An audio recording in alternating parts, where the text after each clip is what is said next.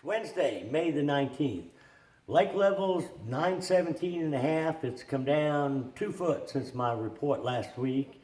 Water temperature's come up a bunch. It's like 67, 68 degrees.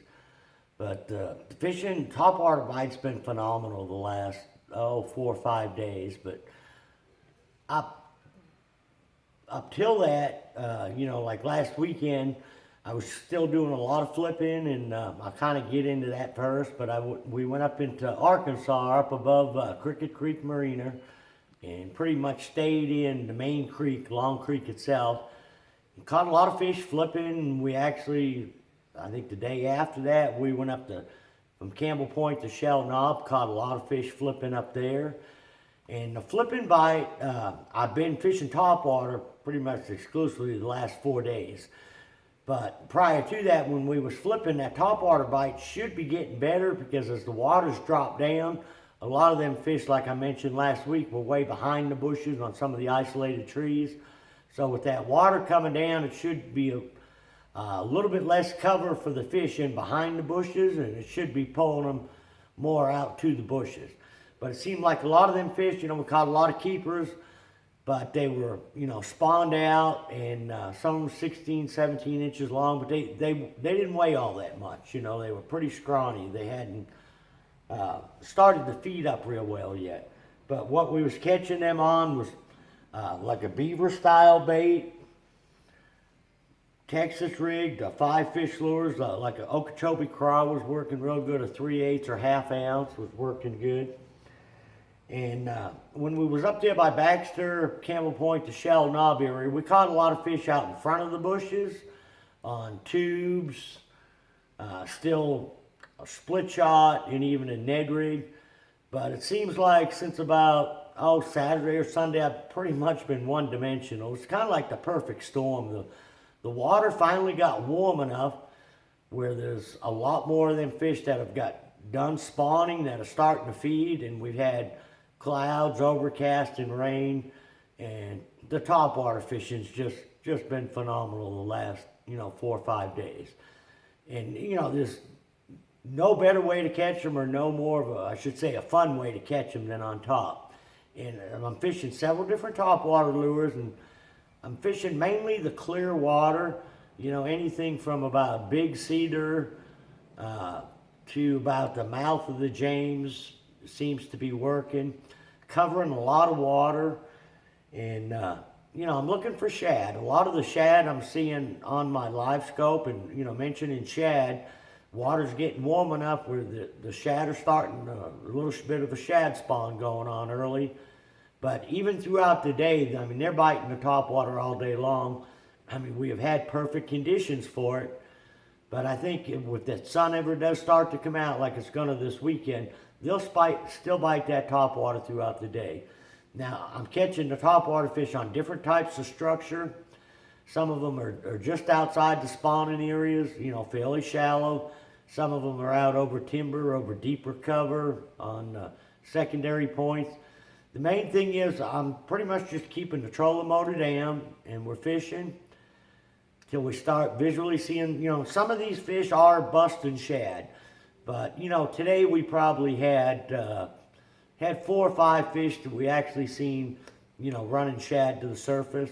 All of the rest of them we caught what I would call pulling, where we're pulling them fish up out of the deeper water.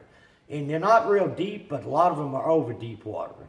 They're only suspended down there about 5 to 8 feet. You can see them on your live scope and on your electronics. But probably one of the most consistent baits has been a jointed redfin, a storm thunderstick will work. But this one that Berkeley makes, I think it's called a surge shad. It's got a little weight chamber in it. It's got good hooks on it. And man, they run really good right out of the package. A lot of times the old Cotton Cordell redfins weren't the best made baits. We had to change hooks on them, split rings, had to tweak the bills a little bit to get them to walk, and they had trouble staying up on top, especially if you get a little bit of a chop. Now, when different colors are working, but like a Smoky Joe, or just like a bone with a blue or black back, this purple chartreuse one's been working real good. You know, and I've had the same clients for like 10 or 11 days, so if you see a lot of pictures that have been posted on Facebook, it looks like the same guys with the same fish. Well, it's kind of a week-long deal. The fish have been really quality fish, a lot of 3-pound fish. A lot of them are smallmouth spots and largemouth, but these fish have been out there feeding up, and they're chunky. They look like pre-spawn fish, but you'll notice on their tails are all bloody, so that tells me that they're pretty much done spawning. But another walking bait that's working real good is a Zero Minnow by Spro. Now, another one is another good wake bait. You know, any of the wake baits will work. The key is you got to fish them really slow. This is a Strike King wake shed. Now, water starts getting a little bit of chop on it, where you're having trouble working, you know, the wake baits. Pick up a walking bait. Another one I'm catching them on is the big old ugly thing. This is a Spro also. It's a walking bait. But these baits, you can, they'll make a lot more noise in that rougher water. And also if the water you're fishing is stained, I like something that's thrashing around a lot more, making noise. Most of the water I've been fishing has been really clear water. So the fish are feeding by sight. But if you get in that dirty water, you want something that's making a little bit more noise. And I think where the water's been so clear, that the subtlety of the wake baits is working a little better than the walking baits, unless the wind is blowing. Another bait I'll throw, I get into rough water, is an old cotton cordell pencil popper. I think Realis makes one that works real well. But the key has been just covering a lot of water. And once my customers started catching a lot of these fish, you know, I started playing around with a lot of other different top waters and swim baits. But I'm not getting a real good swim bait if it gets really slow on us. And sometimes throwing this top water, you know, we might go hour and a half, you know, sometimes 2 hours without a bite. But the only thing I can tell you is just keep throwing it, because they will bite it, you know, throughout the day. But in them slow periods, I pick up an underspin or like a little Chompers 4-inch smoke gray grub, you know, swim it down there about 8 to 10 feet deep. And you can get some bites that way. I know a lot of the other guys that catch them that way. But to me, if I can keep catching them on top, I'm going to keep throwing it. And I don't know what's going to happen when the sun gets up. I think they'll bite it for sure in the morning still. And certain areas, you know, you fish the shaded areas of the docks. Now, I am catching some fish off the corners of docks, down the sides of them. And it doesn't really matter what depth the docks are in. Some of them will be in 20 foot, some will be in 50 foot. They're out there suspended. I'm catching some off of flat gravel points. It's just, you know, I think sometimes we'll try to overthink it, try to figure out exactly what type of rock they're on. The key seems to be just fish, you know, put the trolling motor down. If you don't get bit on a stretch, pick it up, pick the trolling motor up and go to another pocket.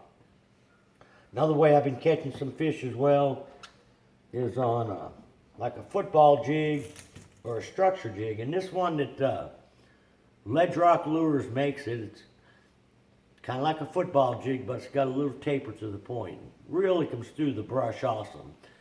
And I've been getting bit out of some of the conservation brush piles and 20 to 25 feet, the rock piles, combination, you know, brush piles. Another bait that's working in there is a wobblehead with like a Zoom Magnum trick worm or Mag finesse worm. Yeah, I think these fish, as the water gets warmer, there's going to be more and more of an offshore bite. I think I mentioned last week that I hadn't found much of an offshore bite. Well, I'm starting to now. Starting to catch these topwater fish out over structure, and also starting to catch some on the bottom, you know, off of rock piles and brush piles. And I think that's just going to get better and better. But there's a tournament this weekend, Ozark Mountain Team Trail. Regardless of what the weather does, those boys are going to catch them. I mean, they're really tough fishermen, so there'll be some really good weights.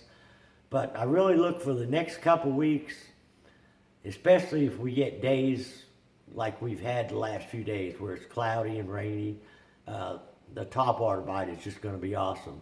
Now, like I said earlier, if you're up in the dirty water, you might even pick up a buzzbait or something that makes quite a bit of noise. I've tried a whopper plopper some in this clear water, but I think it's moving a little too fast. Another bait we're catching a few fish on is a fluke in the same area, but I would definitely have a fluke rigged up. A lot of times you'll have the fish come up, and smash the bait and miss it. If you can, reel up, pick up your fluke, throw it right on top of where that fish just surfaced. See, I had one sitting here somewhere. But anyways, just a Zoom, super fluke, or like a Strike King caffeine shad, a 4 or 5 inch, a 5/0 hook, no weight, just throw it out there and twitch it. A lot of times when them fish miss a topwater bait, they don't really go anywhere, they just stay right there. Sometimes you can throw the topwater bait right back in there, but more often than not, they want something a little bit subtle, and that fluke seems to work real well. And something else, I need to talk about. I should have had this rod already out here, but with that, now this is something that I've been flipping around the bushes, and swimming it instead of throwing a spinnerbait or something. But with that shad spawn going on right now, especially around them docks, if you see a bunch of bait up around the docks, and the shad will spawn out there on them deeper docks, or not so much deeper docks, but all the docks in general, they'll lay their eggs on that styrofoam. Some days you'll see them up there on the bank and around timber. But if you can't get them in the bottom topwater, pick up a white jig. This is a 5-fish lure. And I'll usually throw a 1/2 ounce or a 3/4 where I can cast it a long ways and just keep it moving. Just swim it through the shad, under it, around the corners of the boat dock. A lot of the same places you'd throw a topwater. But, and this would be a great follow-up bait as well for when a fish blows up on your topwater and misses it. You pick the jig up, throw it a long ways, just swim it right through where the fish just come up.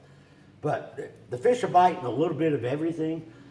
Like I say, I know a lot of guys are still catching them on tubes, little Kitex, underspins.